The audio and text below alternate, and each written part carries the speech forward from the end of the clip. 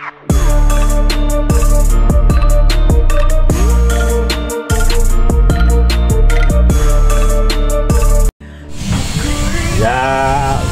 di dunia perpolitikan saya pernah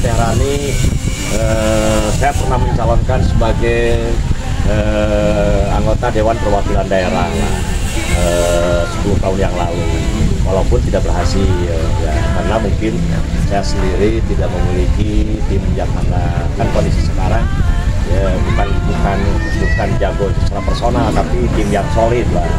Nah, karena kita keterbatasan ABCD, akhirnya saya selaku jadi ketua, sekretaris, bendahara yang mau maju waktu itu, keliling di Jawa Barat hampir 2 tahun. Tapi saya punya pengalaman bagaimana capeknya, bagaimana ABCD-nya tentang pencalonan DPD ya, untuk di 27 kabupaten sampai kurang lebih saya 2 tahun keliling di Jawa Barat. Paling tidak saya punya pengalaman untuk itu.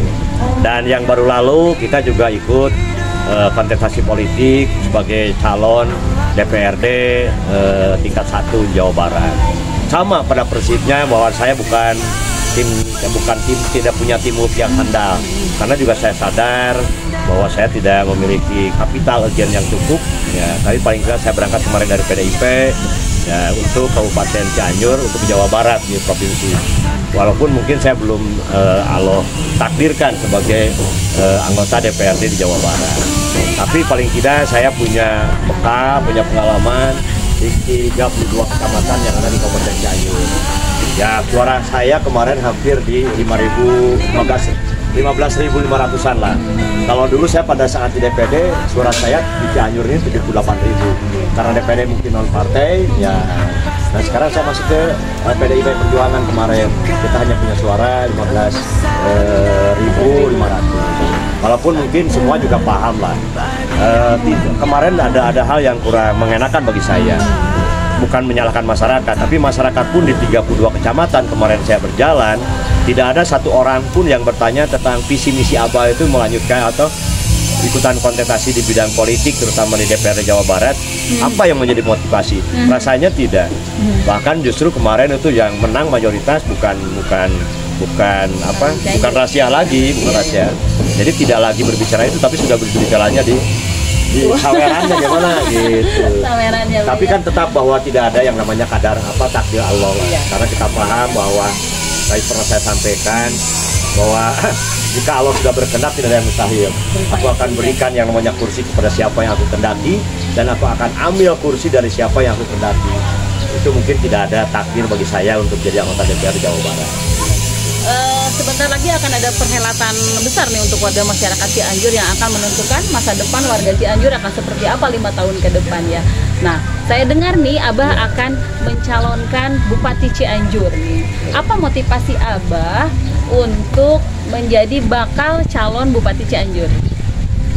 Terima kasih Terani. Saya ikut berkontestasi sekarang. Saya berikhtiar untuk mencalonkan sebagai bakal calon Bupati Kabupaten Cianjur.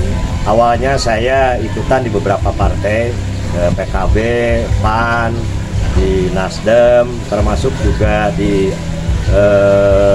PKB, ada Nasdem, termasuk juga satu lagi di PAN, PKB, Nasdem. Nah, ternyata di perjalanan PKB dengan PAN-nya sudah diambil alih oleh incumbent dengan koalisi 5 partainya. Ya, kita akhirnya tinggal satu lagi kesempatan di Nasdem. Saya juga ikut di Nasdem, dan kemarin juga Nasdem juga sudah ikutan kontestasi di mana ada koalisi besar yang kedua, koalisi 4 partai. Dan dengan nama koalisinya adalah koalisi Sugih Mukti ya. Ya, pada intinya dan pada akhirnya saya juga menyerahkan ke partai karena saya tidak punya partai. Saya menyerahkan ke partai. Paling tidak saya juga berusaha untuk memasang baligo, juga saya silaturahmi ke masyarakat.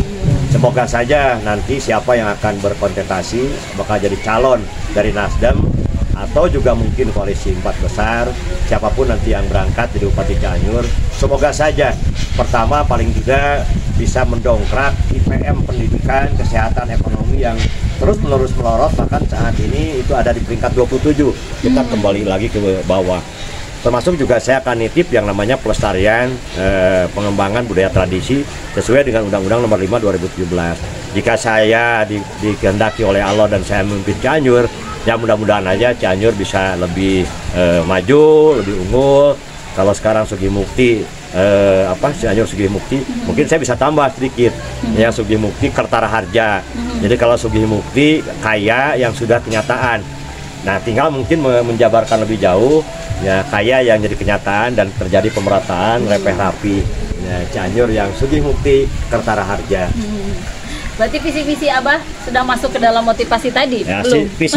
visi misi saya sebagai bupati tadi sudah masuk masuk di motivasi. Di motivasi.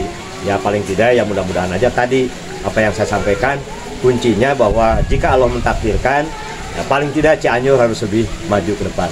Karena kita punya area, punya daerah yang cukup membanggakan.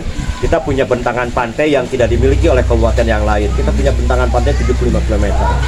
Seni kita yang namanya Mamaos Cianjuran.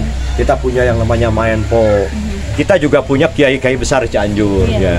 Kita ada yang namanya di Cipanas ada Bakom, ada Pasucet, ada Cibaregbek, ada Kanang Sapi, ada pesantren Teluk Agung, ada juga yang namanya Gelar Gentur. Dan memang orang-orang tua kita dulu tidak memunculkan namanya, tapi memunculkan daerahnya. Dan itu juga mungkin perlu pengembangan ke depannya. Termasuk juga kita kan punya Cipanas. Kalau melihat yang namanya Cipanas ini adalah aset juga bagi Cianjur, karena kita punya istana, ya punya Taman Nasional Cibodas, punya LIPI, termasuk juga kita punya Cirata. Banyak potensi yang memungkinkan untuk bisa direkaktualisasi, yang potensi mungkin jadi real, dan mudah-mudahan bisa meningkatkan kemampuan. Membahas mengenai Cipanas ya tadi para pemirsa, dari saya masih gadis, saya gadis sampai sudah mama seperti ini ada isu yang memang Cianjur Utara. Nah, pemekaran Cianjur Utara ini yang sudah dibahas sekian tahun dan tidak pernah ada titik temu akan seperti apa gitu. Nah, bagaimana menurut Abah terkait pemekaran Cianjur Utara ini? Yang sangat kebetulan saya sendiri sebagai staf pengajar di Fakultas Sarjana di Universitas Pasundan, dengan terjadinya yang namanya isu pemekaran sangat wajar, rasional, dan perlu didukung oleh semua pihak. Kenapa? Karena Cianjur ini bagian dari Jawa Barat. Jawa Barat hanya punya 27 kabupaten kota, sedangkan penduduknya 45 juta. Jawa Tengah, Jawa Timur yang penduduknya itu kurang dari Jawa Barat, sedangkan yang namanya kabupatennya, kotanya itu sudah lebih tinggi dari Jawa Barat. Ada yang 38, ada yang 33, kita baru 27. Jadi sangat logis. Karena apa? Esensi dari pemekaran, esensi dari otonomi itu mendekatkan layanan ke publik. Makin kecil, makin mudah untuk melayani, ya, dan mungkin mudah untuk memberikan evaluasi juga. Jadi, betul, pelayanan bisa optimal. Nah, jadi saya sangat setuju dengan yang namanya terjadi yang namanya pemecahan wilayah atau DOB, karena nanti lapangan kerja juga bisa bertambah. Ya, termasuk juga potensi-potensi yang ada di wilayahnya juga bisa teraktualisasi gitu. Ya, termasuk juga mungkin kalau saya bicara lagi, tidak ada daerah yang saat ini lahir bahkan bergabung kembali, taruh misalkan Pangandaran.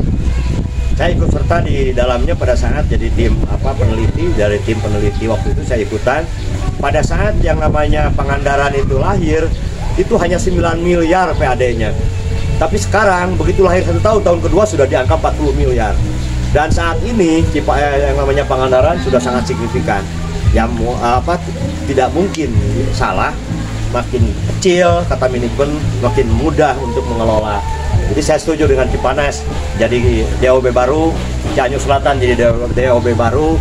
Hanya yang jadi permasalahan sekarang belum adanya will pemerintah karena masih moratorium. Sehingga karena masih moratorium, Garut Selatan saja, Garsel yang sudah jadi undang-undang belum dideklir itu Sarani. Sehingga nanti kalau misalkan moratorium ini sudah selesai, dibuka, pasti Cipanas juga bisa jadi ibu kota jadi kota mandiri, termasuk juga Cianjur Selatan. Karena menurut saya esensi dari otonomi bagaimana mendekatkan layanan ke publik. Jadi dengan DOB, daerah otonomi baru, itu bakal memicu dan memacu Jawa Barat seperti Jawa Tengah dan juga Jawa Timur. Karena kita punya penduduk kurang lebih 45 juta. sedangkan DOB-nya hanya 27. Penduduk Jawa Tengah, Jawa Timur